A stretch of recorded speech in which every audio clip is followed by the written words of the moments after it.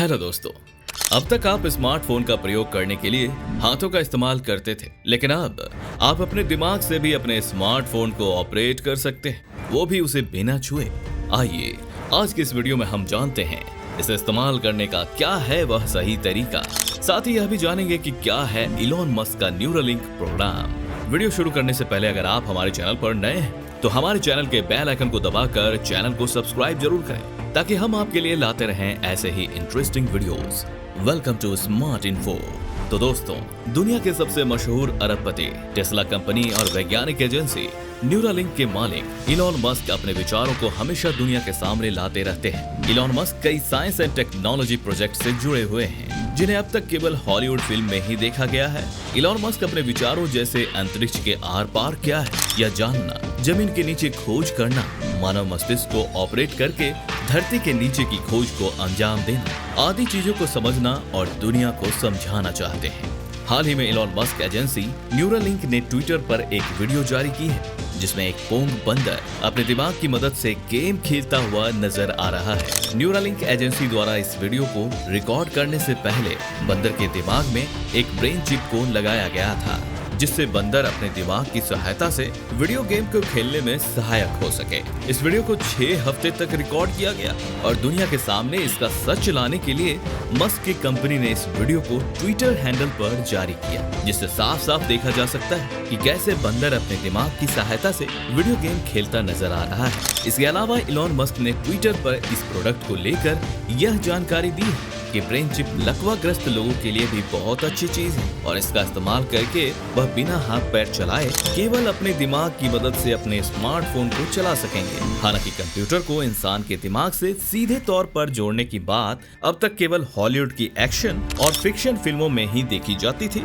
जैसे हॉलीवुड की मशहूर फिल्म एवेंजर्स में सभी एवेंजर्स को अपने दिमाग की मदद से स्मार्टफोन और डिवाइस इसको ऑपरेट करना दिखाया गया है। विज्ञान इतना आगे बढ़ रहा है कि अब वह दिन दूर नहीं जब इंसानी दिमाग भी कंप्यूटर से ऑपरेट कर दिया जाएगा। विज्ञान इतनी सफलता हासिल कर रहा है कि आने वाले समय में स्मार्टफोन के इस्तेमाल से भी लोग हाथों के बजाय अपने दिमाग से ही उसे ऑपरेट करेंगे और इसकी मदद के लिए ब्रेन चिप आगे आएगा।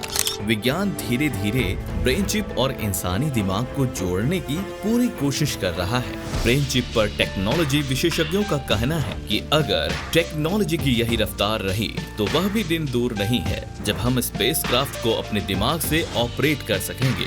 शायद ऐसा भी हो सकता है कि विज्ञान किसी ऐसी चीज का आविष्कार कर दे जिससे हमारा दिमाग किसी परमानेंट डिवाइस में स्टोर हो जाए, जिसकी मदद से इंसानी दिमागों से जुड़ी यादों और एहसासों को एक डिवाइस में स्टोर कर दिया जाए। इलॉन मस्क ने अपने वैज्ञानिक कंपनी न्यूरालिंक को साल 2016 में स्थापित किया था।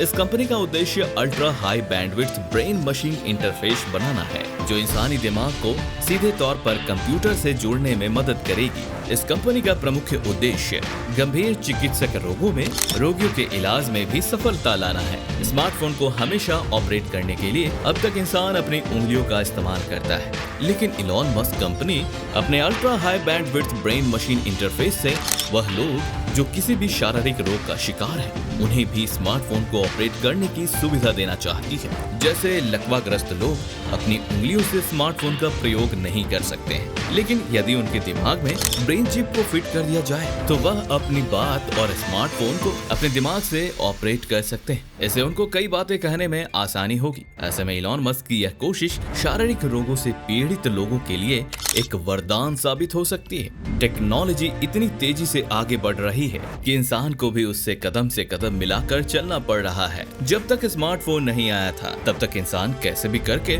दूसरे व्यक्तियों से बातचीत का माध्यम ढूंढ लेता था, लेकिन जब से फोन आया तो सबको स्मार्टफोन से एक दूसरे से जोड़ने का एक बहाना और जरूरत भी मिल गई।